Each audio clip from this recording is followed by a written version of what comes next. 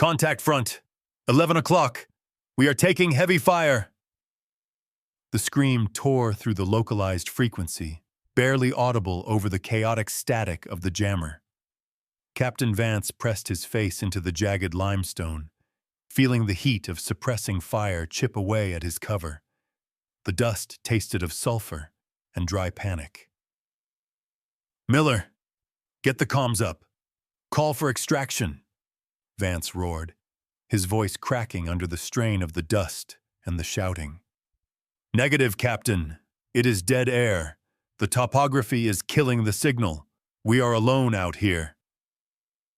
A mortar round impacted 50 meters out, shaking the ground and rattling the teeth in Vance's skull. They were pinned in the kill box, blind and deaf to the world outside the valley. He looked up, desperate for a solution, but only saw the sun-bleached cliffs mocking him. Then, a sharp crack echoed, distinctly different from the enemy's AK-47s. Thwack! A bullet slammed into the dirt exactly 3 inches from Vance's right hand. He flinched, pulling back. Thwack! Another round hit the exact same spot, kicking up a precise vertical plume of white dust. "Sniper, check the ridges," Miller yelled, swinging his rifle wildly. "Wait!" Vance stared at the ground. The shots were not trying to hit him. They were too controlled. He looked at the dust settling in the heavy air. Thwack! Thwack! 2 more shots, hitting the rock to his left, drawing a clear line pointing toward the ravine. "She is not missing," Vance whispered, the realization hitting him harder than the adrenaline. "She is talking."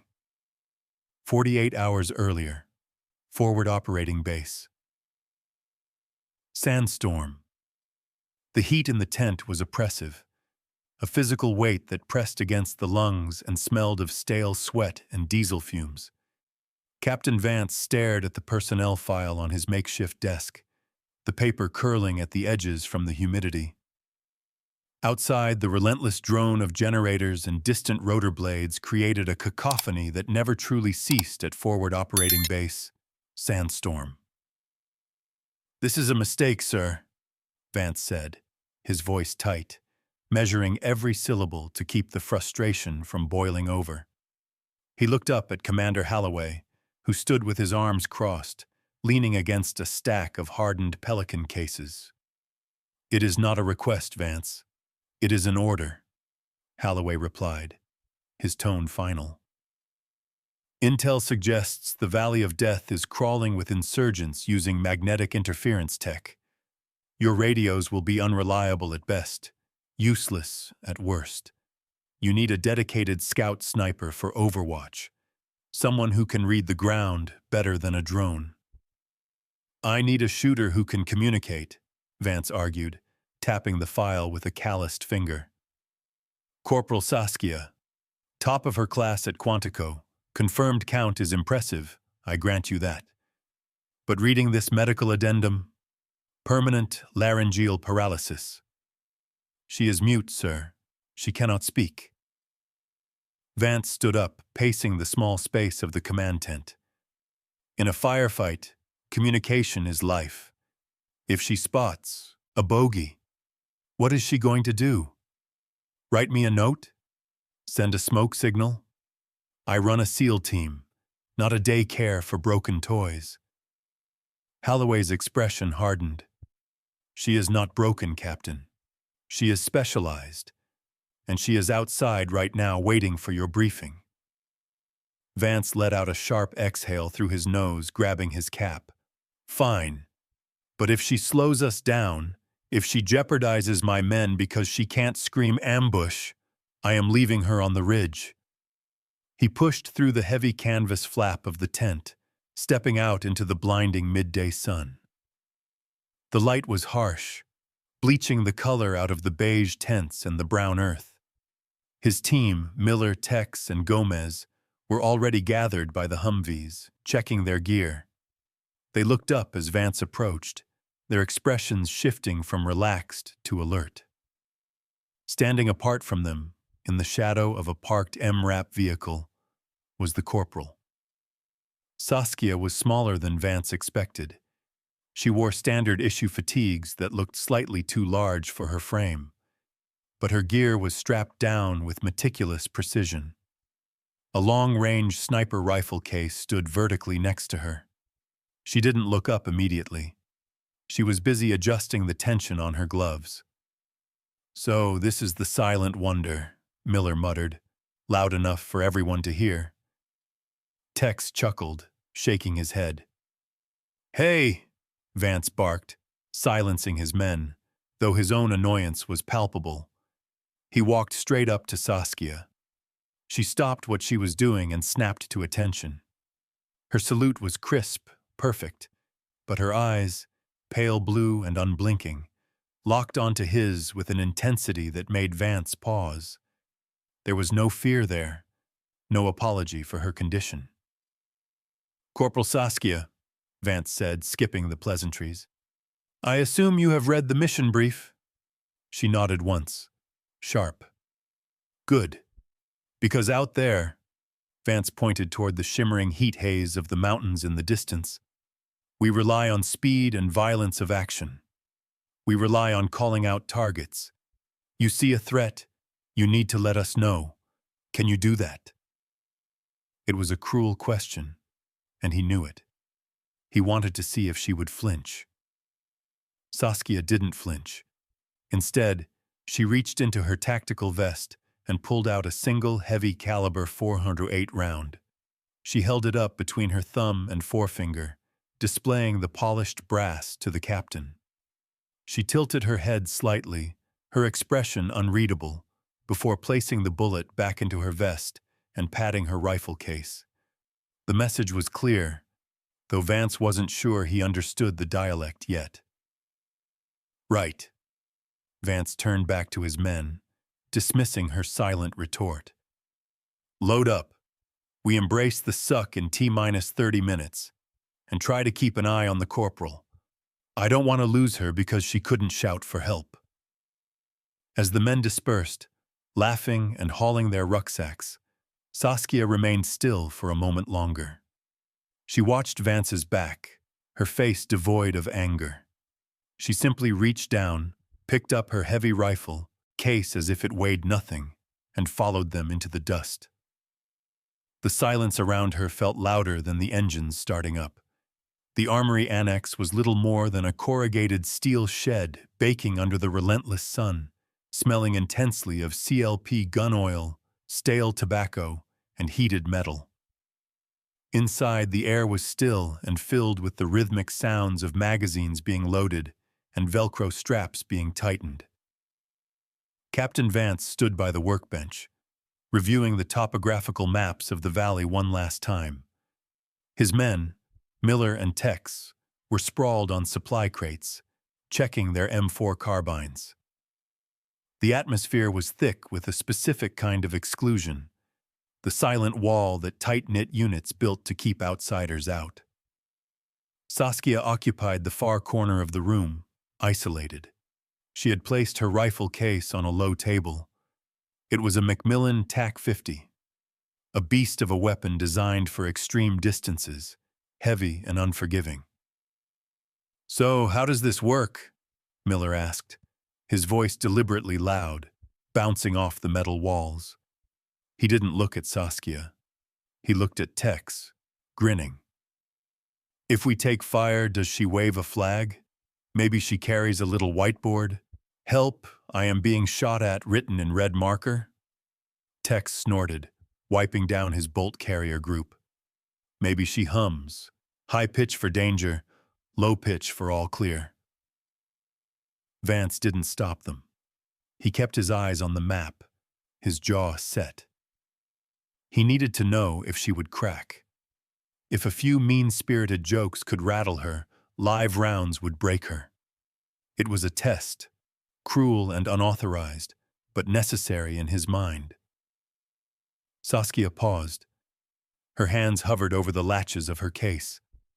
She could feel the heat rising in her neck, a familiar burn of humiliation that she had swallowed 1,000 times since the injury. The shrapnel that had taken her voice had not taken her hearing, nor her pride. She took a slow, controlled breath, pushing the emotion down into the cold, dark place where she kept her focus. She flipped the latches open. Snap, snap, snap. The sound was sharp, cutting through Miller's laughter. With practiced fluidity, she began to assemble the rifle. Her movements were a blur of efficiency. She didn't look at the weapon. She looked straight ahead at the metal wall, her eyes unfocused, but seeing everything. The barrel locked into the receiver with a heavy metallic thud. The scope was mounted, the torque settings checked by feel alone. Miller stopped cleaning his weapon. He watched, despite himself. Saskia moved to the bolt. It was a massive piece of machined steel. She slid it into the action, her movements losing their robotic quality and becoming something almost artistic. It was an extension of her own broken body. She grabbed the bolt handle. Clack, clack. She cycled the action with such violence and precision that the sound rang out like a gunshot in the enclosed space. It was a mechanical scream, cold and aggressive. She turned her head slowly. For the first time, she looked directly at Miller. Her eyes were hard, devoid of the softness one might expect from the weaker sex. She held his gaze for 3 long seconds, her hand still resting on the bolt handle, daring him to say another word. The shed went silent. The only sound was the distant hum of the base generator. "Weapon functional," Vance said, breaking the tension. He hadn't looked up from his map, but he had stopped tracing the route with his pen. "Pack it up. We move to the helipad in 5. And Miller?" "Sir?" Miller shifted uncomfortably. "Focus on your own gear. If your rifle jams because you were too busy running your mouth, I will leave you out there myself." Saskia turned back to her equipment, disassembling the massive rifle as quickly as she had put it together. She didn't smile. She didn't need to. She had spoken the only language they respected: competence. But as she packed the scope away, her fingers trembled slightly, a microscopic tremor of suppressed rage that only she knew was there. She was ready. But she knew the real test wasn't the gun. It was the men who held the guns next to her. The flight into Death Valley was a violent assault on the senses.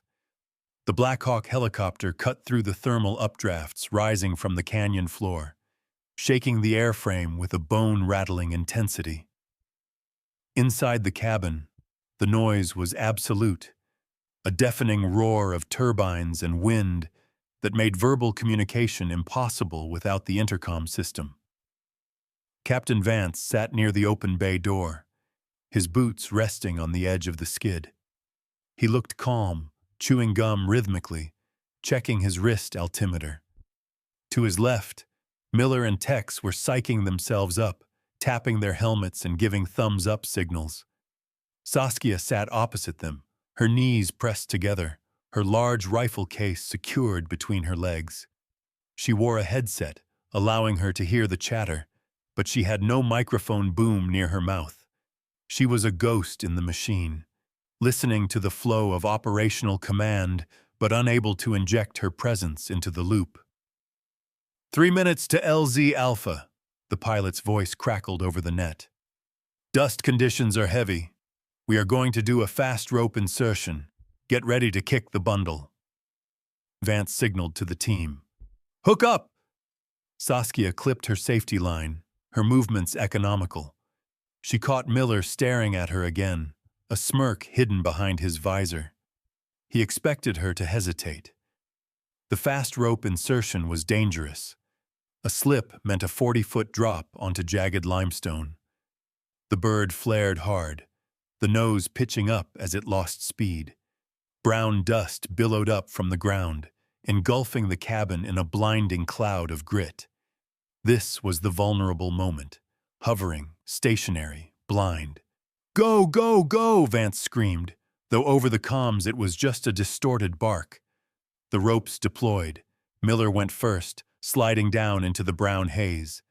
Tex followed, then Saskia. She grabbed the thick braided rope, wrapping her boots around it, and let gravity take her. The friction burned through her heavy gloves, the heat intense even for a few seconds. She hit the ground hard, knees bent to absorb the shock, and immediately rolled to the side, bringing her weapon up. The helicopter ascended rapidly, the wash from its rotors flattening the scrub brush one last time before it peeled away, leaving silence to rush back into the valley. The silence was heavier than the noise.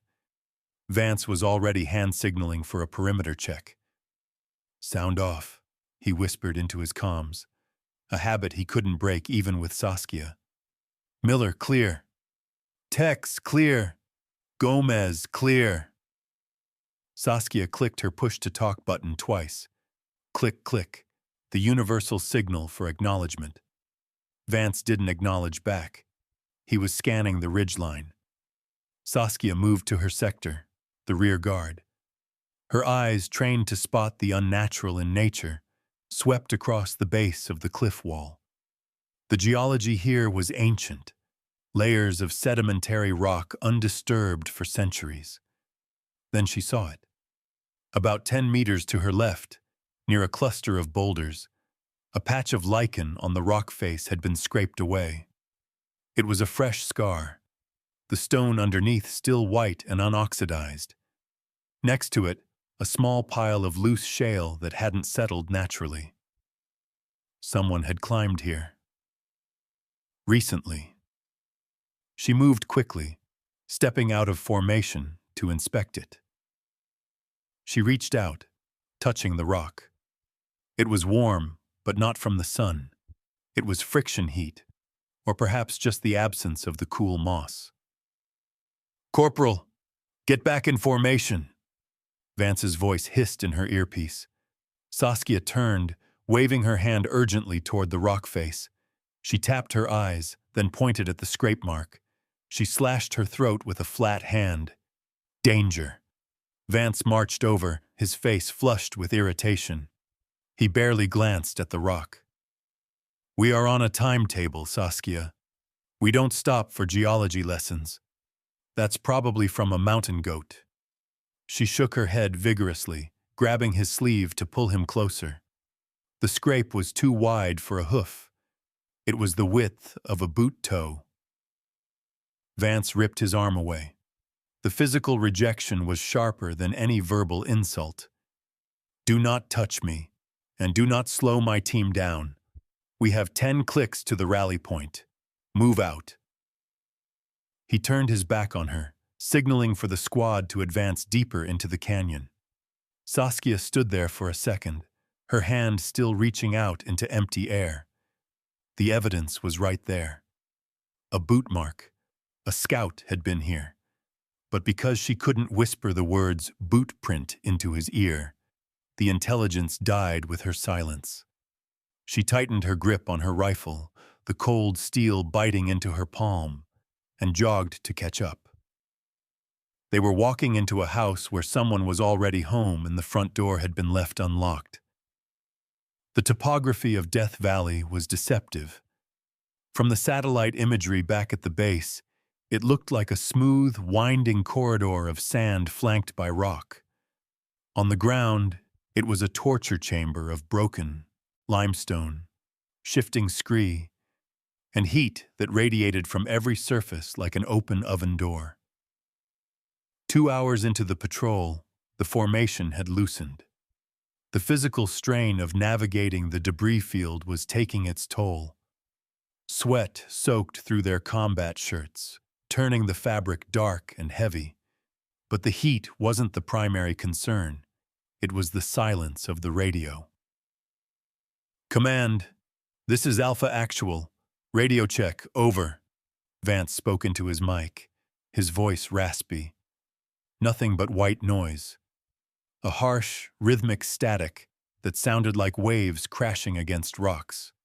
"Check your frex," Vance ordered, looking back at Miller. I am getting nothing but snow. Same here, Cap, Miller replied, tapping his headset aggressively.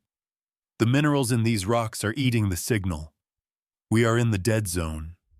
No GPS, no satcoms. Vance stopped, wiping sweat from his brow. He looked up at the towering cliffs that walled them in on both sides. They were effectively blind and deaf, walking through a tunnel with no exit except the way they came. The tactical disadvantage gnawed at him.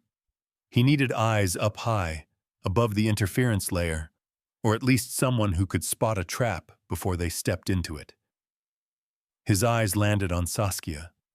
She was standing a few meters away, watching the ridgeline, her breathing controlled and rhythmic despite the brutal march. She hadn't complained, hadn't slowed down, and, most annoyingly to Vance, hadn't stopped scanning the perimeter with that unnerving intensity. "Corporal," Vance signaled. Saskia moved to him immediately. "The radios are garbage down here," Vance said, pointing a gloved finger toward a jagged spur of rock that jutted out about 300 feet above them. It was a treacherous climb, exposed and steep. "I need overwatch. Take the high ground. Move along that ridge parallel to us. If you see anything, you signal. If you can't signal, well, take the shot." It was a valid tactical order, but the subtext was loud and clear. "Get out of my way." He was sending her up there to clear the airwaves of her silence, to put distance between his team and the liability. Saskia looked at the cliff face, then back at Vance. She didn't salute this time. She simply adjusted the straps of her heavy pack, shifted the weight of her TAC-50 rifle, and turned toward the rock wall. The climb was brutal. The limestone was sharp, cutting into her gloves as she hauled herself and 50 pounds of gear up the vertical ascent. Her boots scrambled for purchase on loose shale. Every muscle in her legs burned with lactic acid, but she didn't stop. The isolation was almost a relief. Down there, with the men, the air was thick with judgment and testosterone. Up here, there was only the wind and gravity.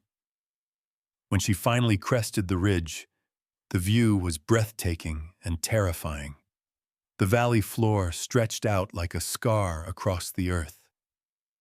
From this vantage point, the SEAL team looked like tiny, vulnerable insects crawling through a massive stone. Crack! Saskia low-crawled to the edge, finding a divot in the rock that offered natural concealment. She deployed the bipod of her rifle, settling the heavy stock into the pocket of her shoulder. She removed her lens caps and pressed her eye to the scope. The world narrowed down to a circle of magnified clarity. She dialed in the focus. The optics cut through the heat shimmer. She could see the sweat dripping off Vance's nose down below. She panned forward, scanning the route ahead of them. The terrain was a maze of fallen boulders and shadows, perfect for an ambush. It was quiet. Too quiet. The birds that should have been circling the thermals were gone. The wind hissed through the cracks in the rocks, sounding like a warning whisper. Saskia felt a prickle on the back of her neck, a sixth sense honed by years of hunting. She was alone, separated from her unit by 300 feet of vertical rock and a wall of silence. But for the first time since the mission began, she felt in control. She was no longer the mute girl in the back of the formation. She was the eye of God. Through the high magnification lens of the Macmillan TAC-50, the canyon floor was a deceptive tapestry of beige and gray. To an untrained eye, it was just piles of scree and shadows cast by the midday sun. But Saskia did not have untrained eyes. She scanned slowly, dissecting the landscape grid by grid, her breathing shallow to minimize the movement of the reticle.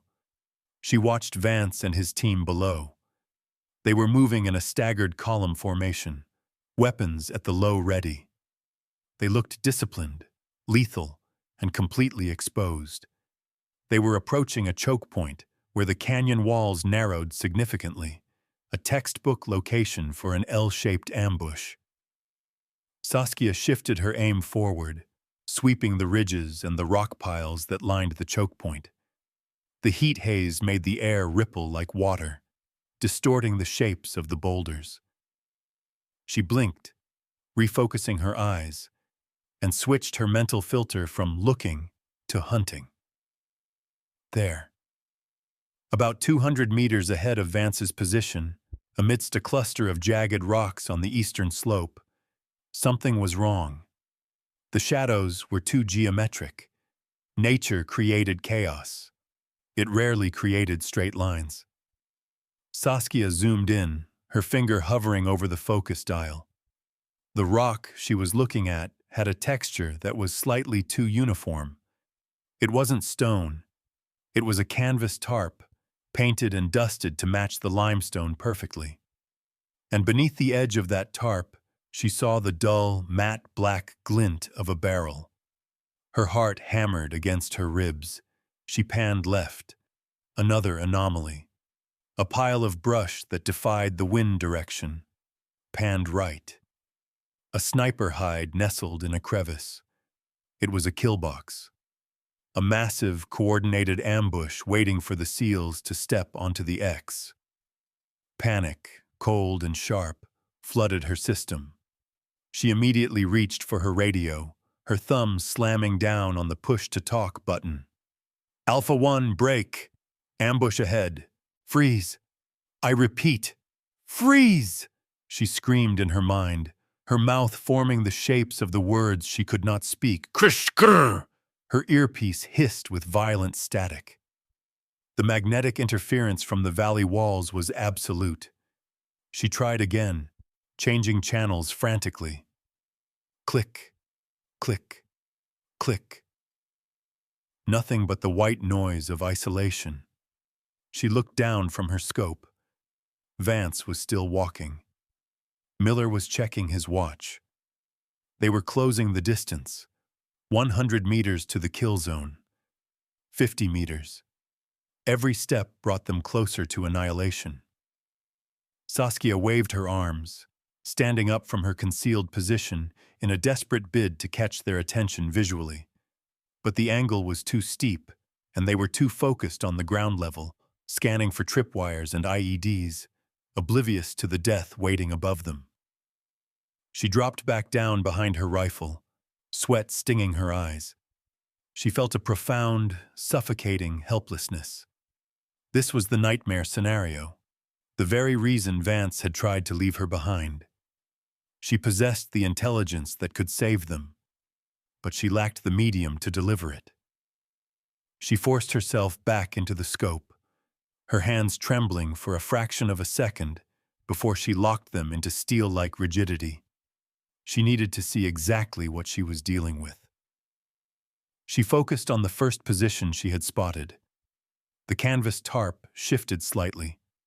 A hand emerged, weather-beaten, scarred, and adjusted the gas regulator on a PKM machine gun.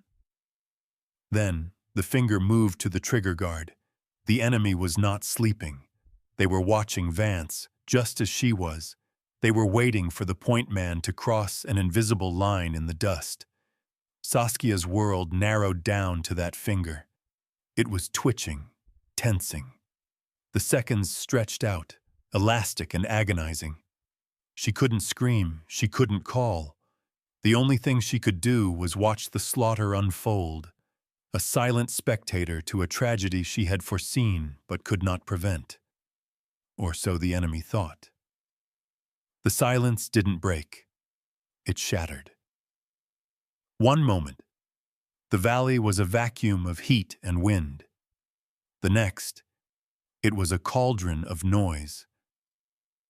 The initial crack of the PKM machine gun from the eastern ridge was the conductor's baton, instantly followed by a symphony of AK-47 fire that erupted from the rocks directly in front of them.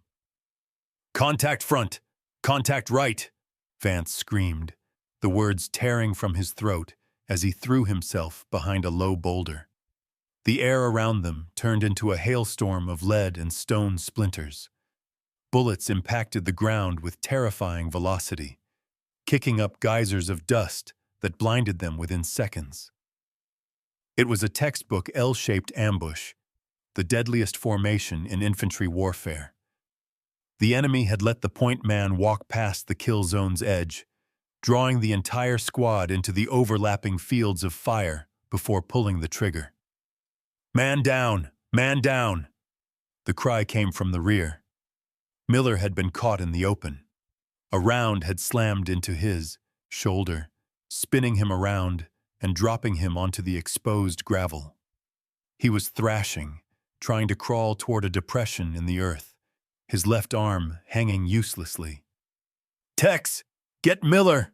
Vance roared, popping up to fire a burst of suppressing fire toward the muzzle flashes on the ridge. His rifle bucked against his shoulder, but he was shooting at ghosts. The enemy was dug in, firing from fortified hides that offered them perfect concealment. Tex scrambled across the gap, grabbing Miller by the drag handle of his vest and hauling him behind the cover of a fallen slab of limestone. Bullets chased them, chipping away at the rock inches from their boots. "Status?" Vance yelled, checking his magazine. "Miller's hit, through and through on the deltoid. He is combat ineffective," Tex shouted back, applying a tourniquet with frantic, bloody hands. "We are pinned, Cap. We can't move forward, and they are chewing up our six." Vance looked around. The situation was catastrophic. They were trapped in a bowl, with the enemy holding the high ground on two sides. Every time Gomez tried to lift his saw gun to return fire, concentrated bursts forced him back down. They were losing fire superiority, and in a kill box, that meant they were dying. "Get air support on the line, now!" Vance commanded, his voice barely audible over the roar of the PKM. "I tried!" Gomez yelled, his face streaked with dust and sweat. "Radio is dead. I am getting nothing but static. We are black on comms." Vance grabbed his own radio handset, smashing the transmit button. "Any station, this is Alpha Actual, taking heavy fire, grid reference." He stopped. He realized with a sinking dread that he didn't even have a confirmed grid. The GPS was jammed. The radio was dead air. He looked up at the towering cliffs surrounding them. They were alone. Completely, utterly alone. The realization hit him harder than the concussive force of the RPG that suddenly slammed into the cliff face above them, showering the team with razor-sharp rock fragments. This was the hubris he had carried into the valley. He had assumed technology and training would insulate them from the chaos. He had assumed he could control the battlefield. But the battlefield was controlling him. "Smoke! Pop smoke!" Vance ordered, grabbing a canister from his vest. "We need cover to pull back." He pulled the pin and hurled the canister. It hissed, spewing thick purple smoke that offered a temporary visual barrier. But smoke was not a shield. The enemy simply fired blindly into the cloud, the rounds zipping through the haze with deadly randomness. Vance pressed his back against the rock, his chest heaving. He checked his ammo. 3 mags left. Miller was bleeding out. They were surrounded. And somewhere up on those god-forsaken cliffs, the mute girl he had dismissed was probably watching them die. Or maybe she had already run. Why would she stay? He had given her every reason to abandon them. He had treated her like luggage, and now, in the cruel irony of war, he would give anything for her to be able to pick up a radio and tell him where the hell the shots were coming from. "Captain, they are maneuvering on the left," Tex screamed. Vance peered through the smoke. Shadows were moving in the dust, closing the net. The kill box was shrinking. The purple smoke from the canister offered a thick, artificial twilight, but it was a double-edged sword. It hid them from the enemy's direct line of sight, but it also blinded the SEAL team to the flanking maneuvers closing in on their left. Captain Vance crawled through the dirt, the taste of copper and propellant heavy in his mouth. He moved toward Tex and Gomez, who were huddled behind a cluster of rocks that was rapidly disintegrating under the heavy machine gun fire. "Control your rate of fire!" Vance screamed, grabbing Gomez by the shoulder strap of his vest. "Save your ammunition! We need to peel back by sectors!" Gomez looked at him, eyes wide and rimmed with white dust. He shouted something back, but the words were obliterated by the detonation of a grenade less than 20 meters away. The concussion wave punched the air out of their lungs, leaving a high-pitched ringing in their ears that drowned out all human sound. Vance realized with a sickening clarity that he had lost control. For his entire career, Vance had relied on his voice. On the parade deck, in the briefing room, and in the heat of battle, his voice was his weapon. It was deep, authoritative, and demanded obedience. It was the instrument of his command.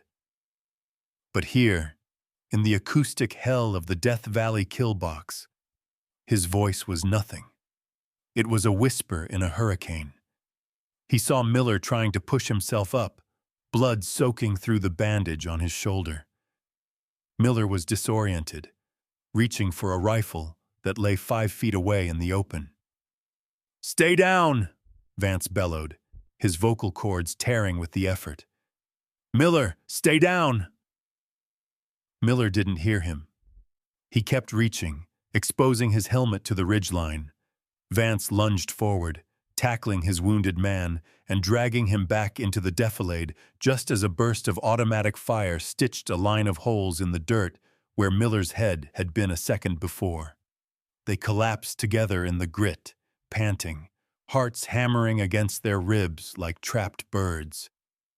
"We can't stay here, Cap!" Tex crawled over, his face smeared with camouflage paint and blood. "They have the angles. If we don't move, they will drop a mortar on us." "We move to the overhang at 12 o'clock. Vance pointed to a slight depression under the cliff wall about 40 meters back. It was their only chance for solid cover. "Suppressing fire on my mark. 3-second bursts. Go!" Vance stood up to lead the charge, to be the example his men needed. He opened his mouth to roar the command, to inject courage into them with sheer volume. Crack! The sound was different from the chaotic rattle of the AK-47s. It was singular, precise, personal. Vance felt a violent tug on his head, as if an invisible hand had slapped him. His helmet was twisted sideways, the chin strap digging into his neck. He stumbled back, hitting the rock wall hard. He reached up, his gloved hand trembling, and touched the side of his helmet. There was a deep gouge in the Kevlar, right above his left ear. The composite material was frayed and smoking slightly. He stared at the mark, an inch lower, and his head would have been a canoe. "Sniper!" Tex yelled, pulling Vance down. "They have a designated marksman." Vance slumped against the rock, his breath coming in ragged gasps. The realization washed over him, cold and absolute. The enemy had a sniper. He had a sniper too, somewhere up on that God-forsaken ridge. But he had silenced her with his arrogance. And now, the only thing speaking for him was the enemy's lead. He looked at his men. They were terrified. They were looking to him for orders, but the deafening roar of the ambush had rendered him mute. He was the leader who could not speak, the commander whose orders died on his lips. The irony was a bitter pill, dissolving in the dry heat of the valley. They were pinned. They were blind. And unless something changed the geometry of this battle within the next 60 seconds, they were all going to die in the dirt.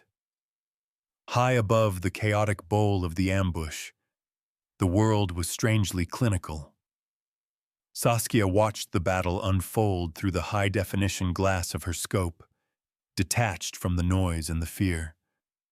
She saw the spark on Vance's helmet before the sound reached her. She saw him stumble, saw the desperation in his body language as he tried to rally a broken team. They were dying. It was a mathematical certainty. The enemy had the angles, the cover, and the initiative. Saskia shifted her aim to the enemy positions. They were disciplined. They stayed deep in their spider holes, only exposing the smallest fraction of their bodies to fire. She could not take a clean shot. If she fired and missed, she would give away her position, her only advantage, without changing the outcome. She needed the SEALs to move. She needed them to flush the enemy out. But they were pinned, paralyzed by the volume of fire and the lack of direction. She looked at her radio. Useless. She looked at her hands. They were steady. An idea formed in her mind, dangerous and unorthodox. If she could not speak with her voice, she would speak with the only instrument that could bridge the gap of silence between them. She would speak with physics. Saskia adjusted the turrets on her scope. Click, click, click. She dialed in the elevation for 800 meters. She checked the wind flags, small tufts of grass blowing on the ridge. 5 miles per hour, full value from left to right. She compensated for the spin drift of the massive 50 caliber bullet. Her target was not a human. It was a patch of hard-packed earth exactly 2 feet in front of Captain Vance's right boot. It was a terrifying calculation, a deviation of a few milliradians, a sudden gust of wind, or a flinch from Vance, and she would blow his leg off. She would be court-martialed, imprisoned, and forever branded as the incompetence they already believed her to be.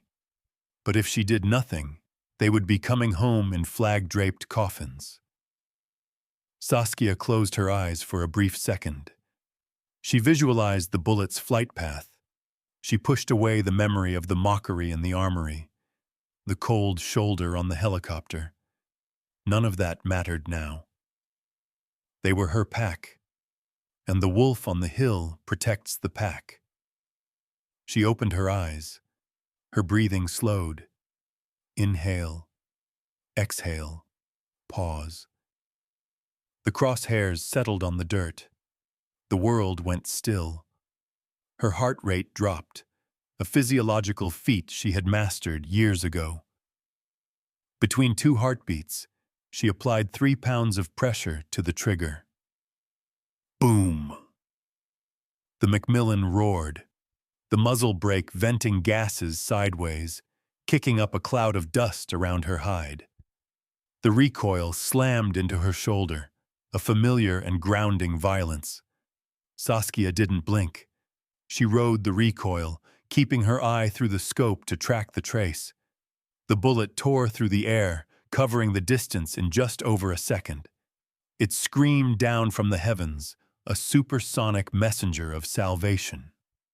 Thwack! The round impacted exactly where she had intended. It struck the ground inches from Vance's hand, kicking up a violent vertical geyser of white dust and rock shards. Through the scope, she saw Vance flinch violently, pulling his hand back as if burned. He looked around wildly, his face a mask of confusion. He thought he was being targeted by the enemy sniper. He didn't understand. Not yet. Saskia racked the bolt. The massive brass casing spun out and hit the rocks with a chime. She loaded another round. She wasn't done talking. She had their attention. Now she had to make them listen.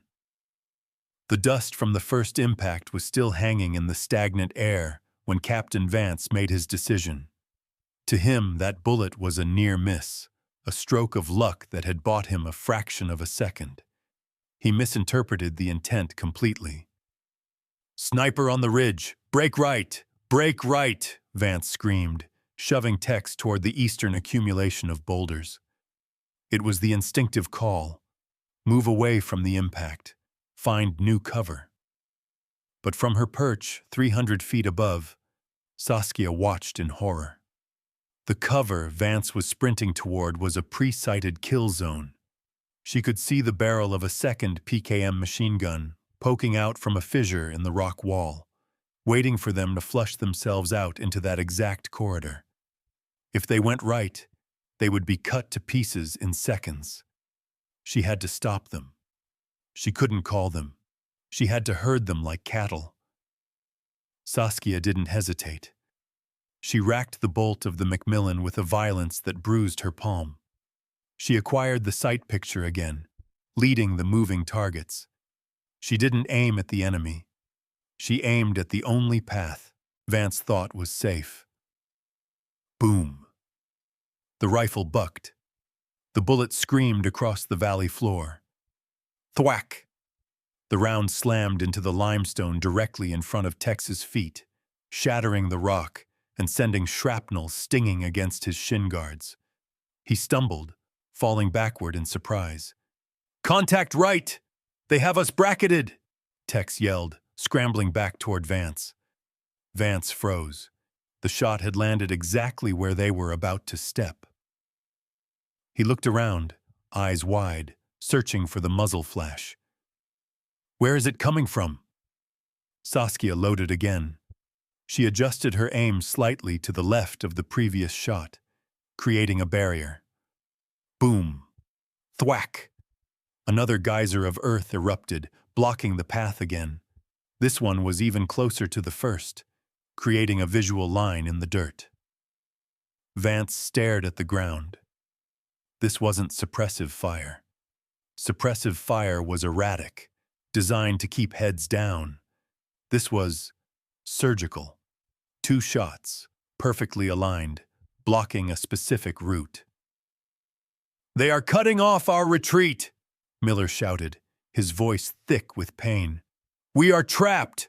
"Wait," Vance whispered, the word lost in the din. He watched the dust settling. The enemy wanted them dead. If the sniper had that kind of accuracy, Tex would be dead. Vance would be dead. Why were they hitting the dirt? Saskia watched Vance hesitate. Good. He was thinking, but he wasn't turning yet.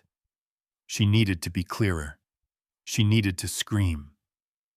She took a deep breath, steadying the crosshairs on a spot 3 feet to the left of the previous impact. She fired. Boom. Thwack. The third bullet hit with the same terrifying precision. 3 craters, a perfect line drawn in the sand, cutting off the path to the right. It was a wall, a "Do Not Enter" sign written in .50 caliber lead. Vance looked at the pattern. 1, 2, 3, evenly spaced, rhythmic. It was too deliberate to be combat chaos. It looked like a diagram. He looked up toward the direction of the shots. They weren't coming from the enemy positions on the lower slopes. They were coming from the high ridge, the very top. "Don't go right," Vance muttered to himself, the realization dawning on him like a cold sweat. Someone is telling us not to go right. He looked back at the path they had been about to take. For the first time, he really looked at the rock formation Tex had been running toward. He saw the subtle disturbance in the brush, the unnatural shadow that concealed the enemy machine gun nest. If that bullet hadn't stopped Tex, he would be dead right now. "Hold fire!" Vance yelled, raising a fist. "Nobody move right! Stay in cover!" He looked back at the 3 smoking holes in the ground. It was a language he had never seen in any field manual, but the syntax was unmistakable. It was aggressive, loud, and dangerous, but it was protective. Up on the ridge, Saskia watched them stop. She didn't smile. She didn't celebrate. She simply cycled the bolt again, ejecting the spent casing. The conversation had begun. Now she had to tell them where to go. The battlefield seemed to hold its breath for a terrifying microsecond. The 3 craters in the earth smoked gently, forming a barrier that was as clear as a stop sign to anyone willing to read it. Captain Vance stared at the pattern, his mind racing to process the geometry of the situation. "Captain, we are sitting ducks here," Miller yelled, grimacing as he adjusted his body armor over his wound. "We need to push through. Why did we stop?" "Look at the spacing, Miller," Vance said, his voice dropping to a low, intense growl. He pointed at the holes. 3 shots, equidistant. That is not rapid fire. That is controlled. That is a message.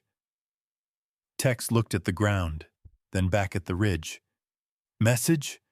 Someone is shooting at our feet, Cap. If that is a message, it says die." "No," Vance shook his head, the pieces falling into place. "If that sniper wanted us dead, we would be dead. They had a clean line of sight on you, Tex. They hit the dirt instead. They stopped you from walking into that enfilade fire." He traced the angle of the bullet entry. The rounds had come in steep, almost vertical. That meant high altitude, extremely high altitude. He turned his head, looking up toward the jagged spire of rock where he had banished the mute corporal hours ago. The sun was directly behind the peak, making it impossible to see anything but a silhouette of stone against the blinding glare. But he knew. A heavy knot formed in Vance's stomach. It was a mixture of relief and a profound, sinking shame. He had sent her away to get her out of his sight, to clear his comms of her silence. He had assumed she would hide or maybe even desert them when the shooting started. Instead, she had climbed to the roof of the world and was now raining down salvation in 50 caliber increments. "It is Saskia," Vance said, the name tasting strange on his tongue. "The mute girl?" Miller asked, incredulous. "She is doing this?" "She can't call us," Vance said, his eyes locked on the distant ridge. "The radios are dead. She can't warn us, so she is showing us." As if to confirm his theory, another crack echoed through the valley. Thwack! A 4th bullet slammed into the ground. But this one was different. It didn't land in front of them to block their path. It landed 10 meters to their left, near the entrance of a narrow, shadowed ravine that looked like a dead end from their perspective. Then, a second later, thwack! Another bullet hit 5 meters further into that same ravine. And then a third. Thwack! Further in still. It was a dotted line. A breadcrumb trail. "She is drawing a map," Vance whispered. "She wants us to go left, into the ravine." "That looks like a box canyon, Cap," Tex argued, eyeing the dark fissure suspiciously. "If we go in there, and it is a dead end, we are finished. We will be cornered." Vance looked at the ravine. From down here, it looked tight, dangerous. But Saskia had the bird's-eye view. She could see what they couldn't. She could see the exit, or the cover, or the flank. The enemy machine gun to their right opened up again, chewing up the rocks they were hiding behind. Stone splinters sprayed Vance's face. The decision had to be made now. Trust his own limited perspective, or trust the silent woman on the mountain? Vance looked at the bullet holes again. Precision. Discipline. She hadn't panicked. She was guiding them. He grabbed Miller's good arm and hauled him up. "We are moving left. Follow the bullet impacts. Go, go." "Captain, are you sure?" Tex hesitated. "She is the only one who can see the whole board, Tex. Move." Vance shoved his men into motion. It was a leap of faith, abandoning the logic of the ground for the logic of the sky.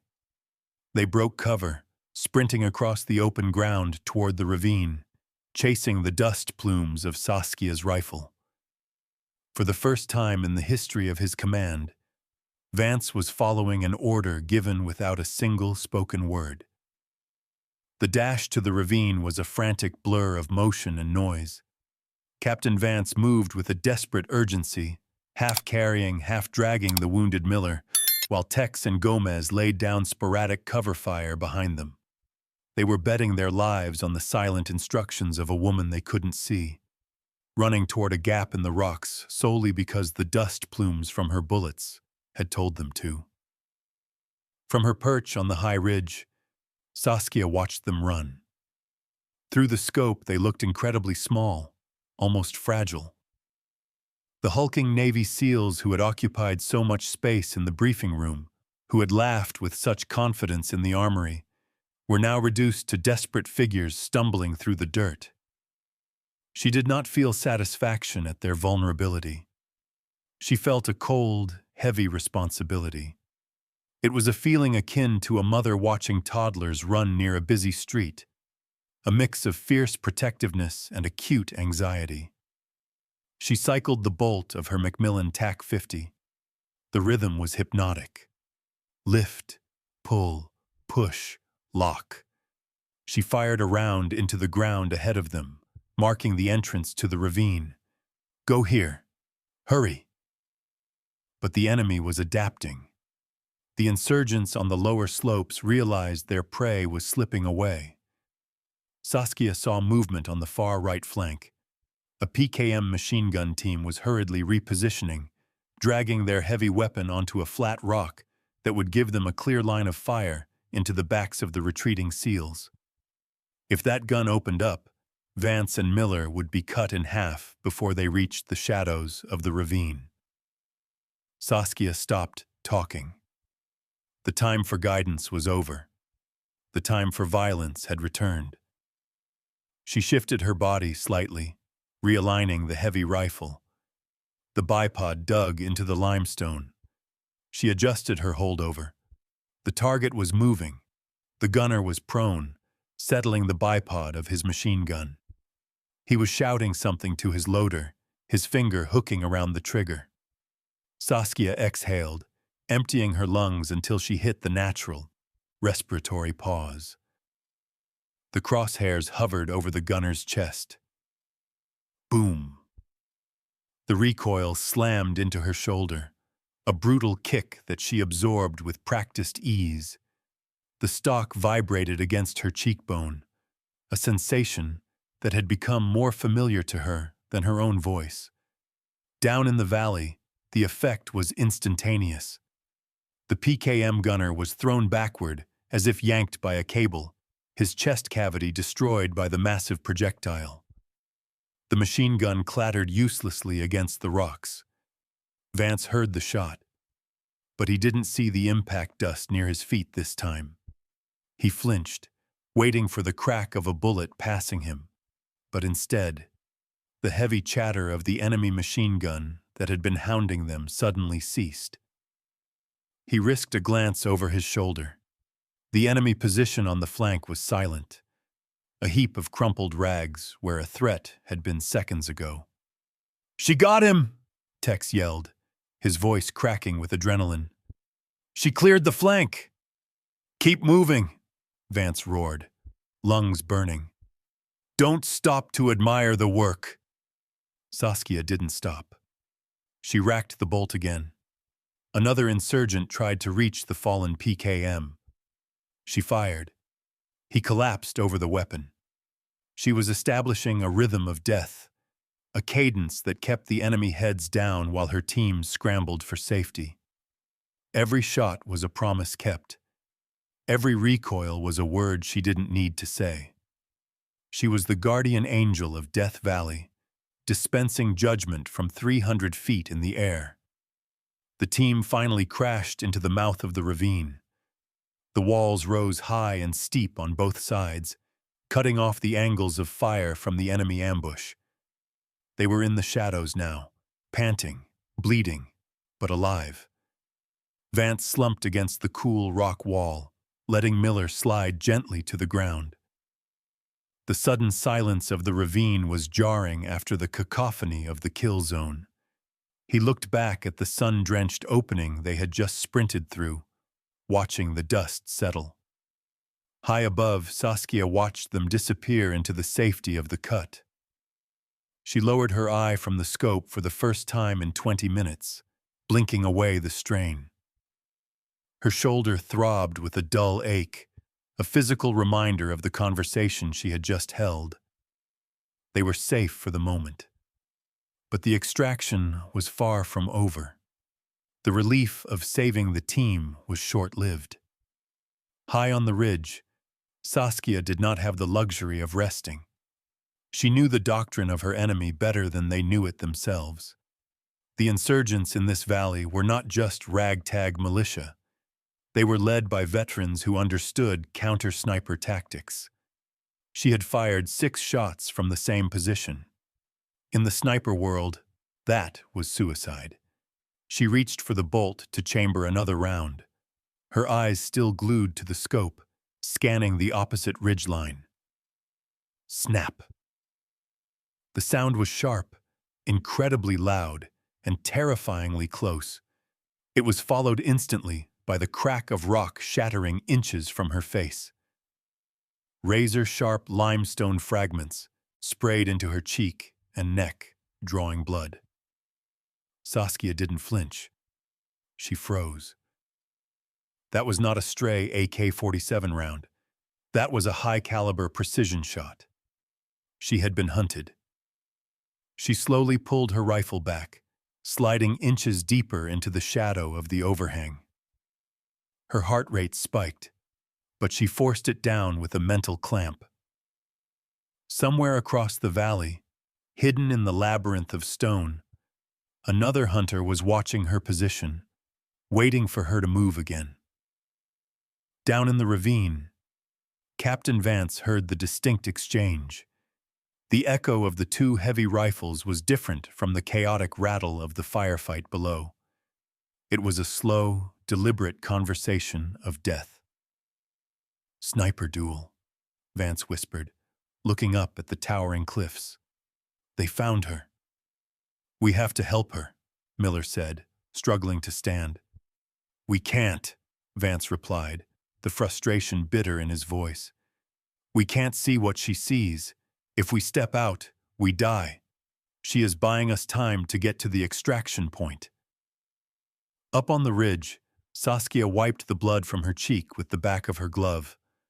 It was a superficial wound, but the stinging pain sharpened her focus. She knew the enemy sniper was good. He had calculated her position based on the dust from her muzzle brake. If she popped her head up, he would put a bullet through her eye. But she couldn't stay pinned. The team below was moving toward the valley exit. The enemy sniper had a line of sight on that exit. If she didn't kill him in the next 2 minutes, he would pick off Vance and the others one by one as they emerged. She had to make him miss. Saskia grabbed her empty helmet and placed it on a rock just to the left of her actual position, propping it up with a stone. It was a crude decoy, but in the heat, shimmer, and shadows, it might be enough. She slid her body to the right, dragging the heavy TAC-50 through the dirt, ignoring the jagged rocks tearing at her uniform. She wedged herself into a new, tighter firing solution, angling the barrel through a narrow gap in the boulders. She waited. The enemy sniper didn't take the bait immediately. He was patient. Saskia took a breath. She needed him to commit. She reached out with a gloved hand and nudged the helmet slightly, simulating movement. Crack! The enemy fired. The bullet punched through the Kevlar of the decoy helmet, sending it spinning off the ledge. The muzzle flash. It was tiny, a brief spark in the deep shadows of a cave mouth on the opposing cliff face, 800 meters away. But Saskia saw it. She saw the dust kick up from the recoil. She had him. But he would be racking his bolt now. He would realize he hit an empty helmet. He would be scanning for the real shot. It was a race of seconds. Saskia exhaled, her lungs emptying completely. The crosshairs settled on the dark cave mouth. She didn't have a clear view of his body, only the black void where the flash had come from. She had to trust her ballistics.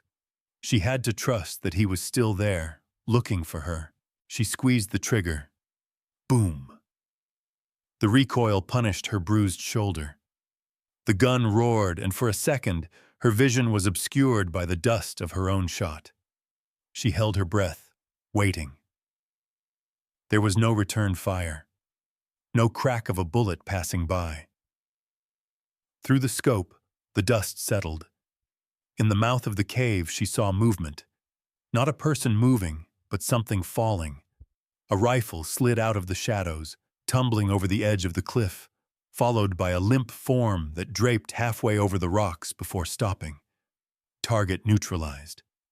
Saskia slumped against the rock, her chest heaving. The adrenaline crash hit her all at once. Her face was bleeding, her shoulder throbbed, and her throat ached with the ghost of the scream she couldn't release. She had won the duel, but there was no one to high-five, no one to cheer. Just the wind and the silence returning to the high ground. She checked her magazine. 2 rounds left. It had to be enough. The silence that followed the sniper duel was absolute. There were no more gunshots, no more explosions, just the ragged sound of boots crunching on gravel and the labored breathing of men pushed beyond their limits. Captain Vance moved with a mechanical determination. He had Miller's good arm, draped over his shoulder, taking the brunt of the wounded man's weight. Tex and Gomez walked point and rear guard respectively, their weapons trained on the high ridges, scanning for any movement. But the ridges were empty. The single shot from the Macmillan TAC-50 seemed to have ended the argument decisively.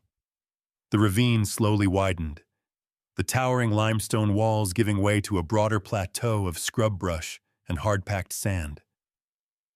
As they stepped out of the shadow of the canyon, the oppressive feeling of being watched began to lift. The air felt different here, less charged with the static electricity of the magnetic rocks, cleaner somehow. Vance shifted Miller's weight, grimacing as his own muscles protested. He reached for his radio handset, a gesture that had become a futile habit over the last 2 hours. He didn't expect anything different. He expected the same mocking hiss of white noise. He keyed the mic. "Command, this is Alpha Actual. Radio check." There was a beat of silence, then a crackle. "Alpha Actual, this is Sandstorm Base. We read you loud and clear. Signal strength is 5 by 5. Status?" The voice of the operations officer was crisp, devoid of the interference that had nearly killed them. Vance stopped in his tracks, almost dropping Miller in shock. The connection was back. They were out of the dead zone. "Sandstorm, Alpha is effective," Vance said, his voice hoarse. "We have 1 urgent surgical casualty. Request immediate extraction at Rally Point Delta. We are moving to the LZ now." "Copy, Alpha. Birds are already inbound. ETA 10 mics. Secure the zone." Vance let the handset drop to his chest. He looked at Tex and Gomez. Under the grime and sweat, he saw the tension drain out of their faces. They were going home. The link to the outside world, to safety, had been restored. But Vance didn't feel the triumph he usually felt at the end of a mission. He felt a profound weight in his gut. He turned slowly, looking back at the jagged skyline they had just left. The peaks were stark against the blue sky, unforgiving and silent. Somewhere up there, amidst the buzzards and the sun, was Corporal Saskia. "She is still up there," Vance muttered. "Do we wait for her?" Tex asked, looking at his watch. We secure the LZ, Vance ordered, his tone softer than usual. She knows the protocol. She will come. High on the ridge, 300 feet above the valley floor, Saskia was indeed following protocol. She didn't cheer when she saw the team reach the open plateau. She didn't wave. She simply engaged the safety on her rifle and began the methodical process of packing up. She retrieved the spent casings, every single one, because a sniper leaves no trace. She wiped the dust from the scope lenses with a microfiber cloth. She broke the heavy weapon down, separating the barrel from the receiver, and placed each component into its foam-lined slot in her drag bag. Her movements were slow, deliberate. Her shoulder ached with a deep, throbbing bruise that would turn black by tomorrow. Her cheek was cut, the blood dried and tight against her skin, but her hands were steady. She closed the case. Snap. Snap. Snap. She stood up, shouldering the heavy load, and looked down one last time at the ravine. She had spoken her piece. The argument was over. Now she was just a ghost returning to the world of the living, carrying the weight of her silence back down the mountain. She began the descent, picking her way through the rocks, a solitary figure moving toward the sound of approaching rotors. The wind at Rally Point Delta was picking up, whipping the sand into stinging clouds that danced across the plateau. In the distance, the rhythmic thump, thump, thump of the extraction helicopters grew louder, a mechanical heartbeat returning to sync with their own. Captain Vance stood at the edge of the landing zone, his back to the approaching birds. He wasn't watching the sky. He was watching the base of the ridge. Beside him, Miller sat on a medical crate, his arm sling improvised from a rucksack strap, his face pale but alert. Tex and Gomez stood nearby, their usual banter replaced by a heavy, expectant silence. They checked their weapons nervously, but their eyes kept flicking toward the trail. She is taking her time, Tex murmured, though the edge of mockery was gone from his voice. It was just an observation now, tinged with anxiety. She is carrying 50 pounds of gear, and she just fought a war, Vance said quietly. She will get here. A moment later, a figure emerged from the heat haze. Saskia walked with a steady, grinding gait. She didn't look like the crisp, polished soldier who had stood at attention in the briefing tent that morning. She was coated in white limestone dust, making her look like a statue brought to life. A dark smear of dried blood ran from her cheek down to her collar. Her uniform was torn at the knees, but the massive rifle case was strapped securely to her back, carried with an ease that belied its crushing weight. As she approached the group, the atmosphere shifted. The air between them felt charged, heavy with the things that had been said before the mission, and the things that needed to be said now. She stopped 5 paces from Vance. She didn't drop her gear. She didn't wipe the sweat from her eyes. She simply stood there, waiting for orders, her expression as unreadable as the Sphinx. Vance looked at her. He looked at the dust on her boots, the same dust she had kicked up with her bullets to save his life. He remembered his own voice in the tent. I don't want to lose her because she couldn't shout for help. The irony tasted like ash in his mouth. She hadn't needed to shout. She had roared. Miller tried to stand up, wincing. Corporal, He trailed off, unable to find the words to bridge the gap between his earlier cruelty and his current gratitude. Saskia's eyes flickered to Miller's wounded shoulder, then back to Vance. It was a clinical assessment. Is he stable? Yes. Good. Vance stepped forward. He wanted to apologize. He wanted to tell her that she was the finest scout he had ever worked with. But looking at her, he realized that words were cheap. Words were what he had used to demean her. Words were what had failed him in the kill box. She didn't deal in words. She dealt in actions.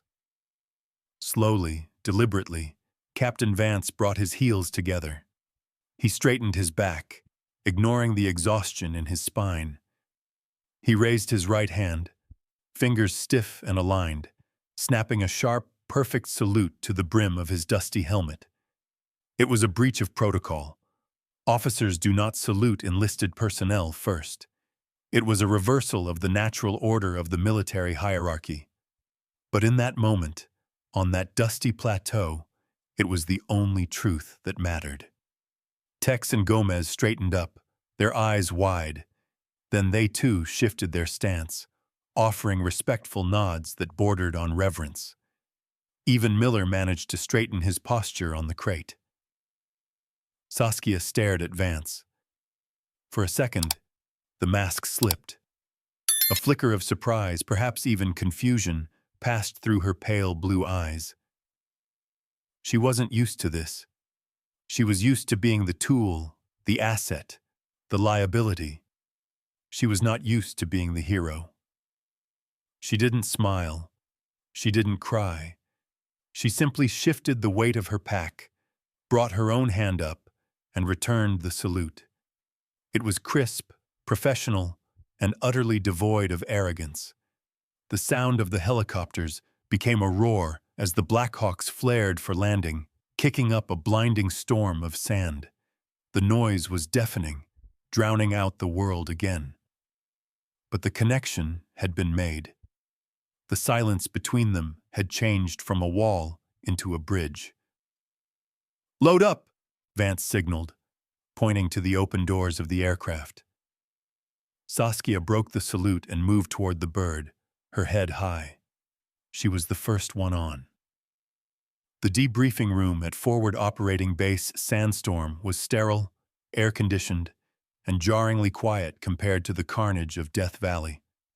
The hum of the fluorescent lights was the only sound that competed with the tapping of Captain Vance's fingers on the ruggedized laptop keyboard. Commander Holloway sat at the head of the table, reading the preliminary medical reports. Miller was in surgery, but stable. Tex and Gomez were being treated for minor shrapnel wounds and dehydration. The team had survived, but the mission itself, the original objective of mapping the valley, had been a tactical disaster turned into a miraculous escape. "The ambush was well coordinated," Holloway said, not looking up from the papers. "Intelligence missed the buildup in that sector. You walked into a hornet's nest, Vance." "We did, sir," Vance replied, his voice flat. He stared at the glowing screen of the after-action report, AAR. The cursor blinked in the box marked Mission Critical Assets. This was the moment where careers were protected or sacrificed.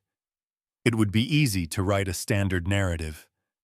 The team encountered heavy resistance, engaged with superior firepower, and executed a tactical withdrawal. He could mention the sniper support as a footnote, a standard element of the combined arms package. It would save his pride. It would keep the myth of the infallible SEAL platoon intact. Vance looked at his hands. They were clean now, scrubbed of the dirt and blood, but he could still feel the phantom vibration of the ground when those bullets had slammed into the earth inches from his boots. He began to type. He didn't use bureaucratic jargon. He used plain, unvarnished truth. Unit was pinned down in a localized kill box with zero communications capability. Enemy force had total fire superiority. Effective command and control were lost due to jamming. He paused, then continued, his keystrokes heavy and deliberate. Survival of Alpha Team is attributed solely to the actions of Corporal Saskia. Despite lack of radio contact, subject utilized unorthodox ballistic signaling to direct team movement, identifying safe routes and neutralizing flanking threats. Subject eliminated enemy counter-sniper and suppressive machine gun positions while under direct fire. Recommendation for commendation, highest tier. Vance hit submit. The file uploaded to the server, cementing the truth into the permanent record. He closed the laptop and stood up. "Is the report done?" Holloway asked.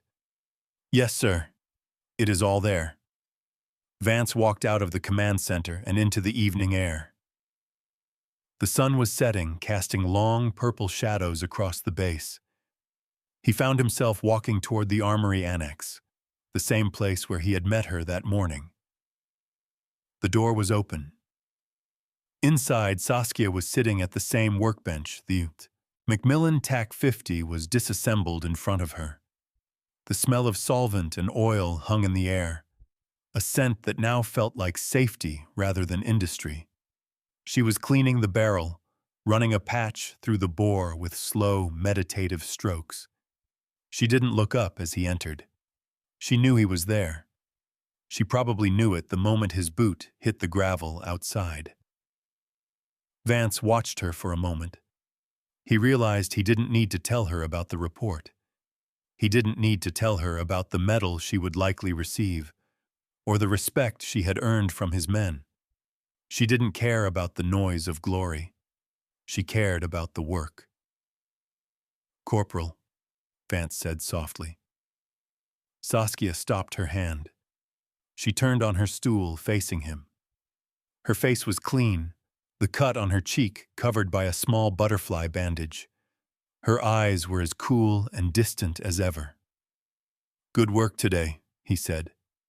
It felt inadequate, but it was honest. Saskia held his gaze for a long second. Then she gave a single, almost imperceptible nod. It wasn't a thank you. It was an acknowledgement. "I know." She turned back to her rifle, sliding the bolt carrier group into the receiver with a smooth, metallic clack. The sound was final. The weapon was ready for the next mission. The soldier was ready. Vance stepped back out into the twilight, leaving her to the peace of her solitude. The base was filled with the sounds of shouting men, revving engines, and blaring loudspeakers. But as he walked away, the only thing he could hear was the profound, powerful silence of the woman who had